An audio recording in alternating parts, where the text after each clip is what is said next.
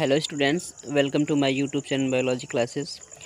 सो students, आज की class में हम लोग डिस्कस करेंगे फंजाई में एसेक्सुअल रिप्रोडक्शंस। बेसिकली कल की क्लासेस में हम लोगों ने पढ़ा था कवक में जनन के प्रकार पढ़ रहे थे। तो कवक में जो जनन के प्रकार होता है बेसिकली वो 3 प्रकार का था। पहला क्या था?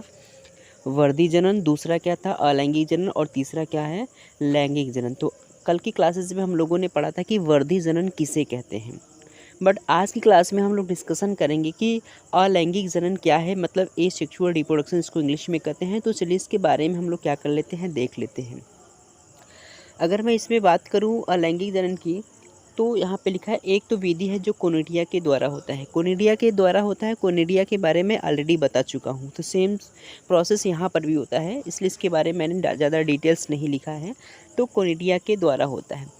और दूसरा है कि अचल बीजाणु। अचल बीजाणु भी आप जानते हैं कि ऐसे मतलब बीजाणु जो क्या होते हों, नॉन मोटाइल, मतलब जो चलते नहीं हो, जो लोकोमोशन यानी जो मूवमेंट नहीं करते हैं, गति नहीं करते, एक जगह दूसरी जगह तक नहीं जाते हैं, जो बीजाणु, उसको अचल बीजाणु कहते हैं। दूसरा मेथड होता है। बट तीसरा जो होता है वो क्या होता है? बहिर्जात होता है। ठीक है, इसको इंग्लिश में क्या कहते हैं? एक्सोगैमस कहते हैं। इसमें क्या होता है कि कोशिकाओं के बाहर निर्माण होता है। इसमें जो भी स्पोर्स बनते हैं वो कहाँ बनते हैं? कोशिकाओं के बाहर क्या करते हैं? तो कोशिकाओं के बाहर उसका निर्माण होता है। ठीक है, अब बात कर लेते हैं जिन कवक सूत्रों पर कोनिडिया का निर्माण होता है उसे क्या कहते हैं? कोनोडियोफोर कहते हैं।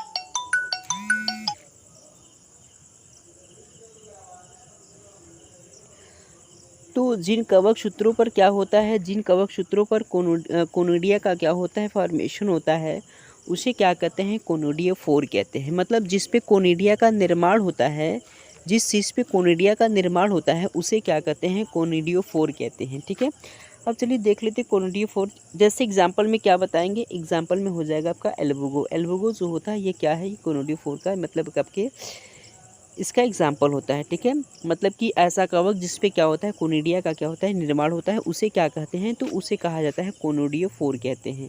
फॉर एग्जाम्पल पे क्या बता देंगे? एल्बुगो बता देंगे। ठीक है, तो आज मैं आप लोगों को एक इन्फॉर्मेशन देना चाहता, सभी लोग तैयार रहिएगा कि बहुत जल्द मैं टेस्ट लेने वाला हूँ। बाकी लोगों को भी इन्फॉर्म कर दीजिएगा कि मैं लाइव आकर के आप लोगों का क्लास टेस्ट होगा। तो जो टेस्ट होगा किस दिन होगा मैं ये अभी बता दूंगा। अभी ये चैप्टर जैसे फिनिश हो जाएगा उसके बाद मैं ये डिसाइड करूँगा। जिस दिन मैं डिसाइड करूँगा उसके बाद फिर मैं आपको टेस्ट लेने के बाद फिर वीडियो जो है कंटिन्यू फिर आपका स्टार्ट करेंगे क्लासेस। तो आप लोग तैयारी अच्छे से करिए। तो चलिए देखिए डायग्राम देख लेते हैं। इसमें दिखाया गया कि ये क्या है? ये कोनिडिया का क्या हो रहा है? निर्माण। तो कोनिडिया का निर्माण जो हो रहा है बेसिकली ये जिस पे हो रहा है इसको क्या कहते हैं? इसको कोनिडिया फोर कहते हैं। तो ये कोनिडिया फोर है और इसी पर क्या हो रहा है? इसी पर कोनिडिया का क्या हो रहा है? निर्माण हो रहा है। ठीक है, अब हम इसमें तीसरी विधि की बात कर लेते हैं। तीसरी विधि क्या है? तीसरी विधि जो होती है वो आपका लैंगिक जनन होता है। सो स्टूडेंट्स, आज का जो वीडियो लेक्चर होगा ये बहुत ज़्यादा बड़ा नहीं होगा क्योंकि मैं थोड़ा से मतलब इन्फेक्टेड हूँ, वायरल इन्फेक्टेड है मुझे थोड़ा से, तो इसलिए मुझे प्रॉब्लम से आज मैं लॉन्ग वीडियो नहीं दे पाऊँगा। वो तो मेरा मन नहीं कर रहा था, फिर भी मैंने सोचा थोड़ा एक शॉर्ट ही वीडियो बना दिया जाए। तो आज मैं छोटे से टॉपिक को कवर करूँगा और आप लोग इसको देख करके नोट्स बना लीजिएगा। बाकी पिछले वाले क्लासेस में जो टॉपिक पढ़ाया गया उसको आप लोग रिवीजन कर लीजिएगा। फिर कल से क्लासेस आपकी कंटिन्यू हो जाएगी। बाकी 10th का और 12th की जो क्लासेस है वो आज भी क्या है, आज पोस्टपोन हो गई है, बट कल वो भी क्लासेस कंटिन्यू हो जाएगी। तो आप लोग जुड़े रहिएगा, वीडियो को देखते रहिएगा, चैनल को सब्सक्राइब कर लीजिए। तो चलिए देखते हैं तीसरा क्या होता है। इसमें लैंगिक जनन होता है, मतलब इसको सेक्सुअल रिप्रोडक्शंस कहते हैं। इसको इंग्लिश में कहा जाता है सेक्सुअल रिप्रोडक्शन।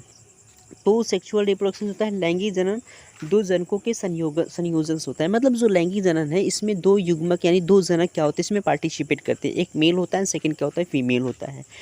जब दो इसमें गैमेट्स क्या करते हैं, दो इंडिविजुअल्स आपस में क्या करते हैं, मिलते हैं, तो एक जा कर के कम्प्लीटली सेक्सुअल रिप्रोडक्शन की जो प्रोसेस होती है वो कंप्लीट होती है। ठीक है, अब ये जो सेक्सुअल रिप्रोडक्शन होता है बेसिकली ये 3 चरणों में क्या होता है? संपन्न होता है। ठीक है, तो 3 चरण कौन कौन से इसको देख लेते ज़रा हम लोग कि 3 चरण कौन कौन से होते हैं।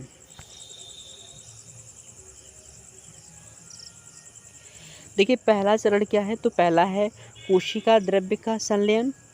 उसके बाद सेकंड क्या है? केंद्रक संलयन हो जाएगा। तीसरा क्या है? अर्धसूत्री विभाजन हो जाएगा। इसको इंग्लिश में कहते हैं प्लाज्मोगेमी, इसको क्या कहते हैं? कैरियोगेमी कहते हैं, इसको क्या कहते हैं? मियोसिस कहते हैं।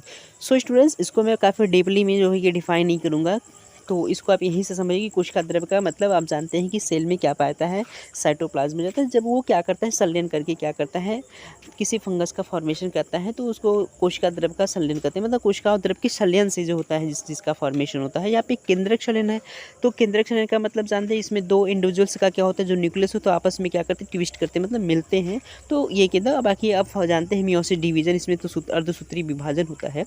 से मतलब कल के वीडियो लेक्चर से आज का जो क्वेश्चन है, ये पहला है, कवक में जनन कितने प्रकार के होते हैं। तो कवक में जनन कितने प्रकार, स्टार्टिंग में ही मैंने बताया कि कौन कौन से जनन होते हैं, तो आप देखे होंगे तो क्लियर इसको बता सकते हैं कवक में जनन कितने प्रकार के होते हैं। तीनों का नाम, जो भी जितने भी प्रकार है उन सब का नाम भी लिखना है। और उसके बाद इसमें बताना है क्लेमाइडोमोनास किस जनन की विधि होती है, मतलब ये बताना है कि क्लेमाइडोमोनास होता है कौन से जनन की विधि होती है। ठीक है, तो आज का सेशन क्या हुआ, यहीं पे समाप्त हुआ, कंप्लीट हुआ। कल की क्लासेस में हम लोग पढ़ेंगे कवक का आर्थिक महत्व क्या है, उसके बारे में पढ़ेंगे। उम्मीद करता हूँ कि आप लोगों को ये लेक्चर समझ में आई होगी। अगर नहीं समझ में आए तो प्लीज़ कमेंट बॉक्स में कमेंट करके हमें बताएं, ताकि मैं वीडियो को जो है कि आप तक प्रोवाइड कर सकूँ। Thank you.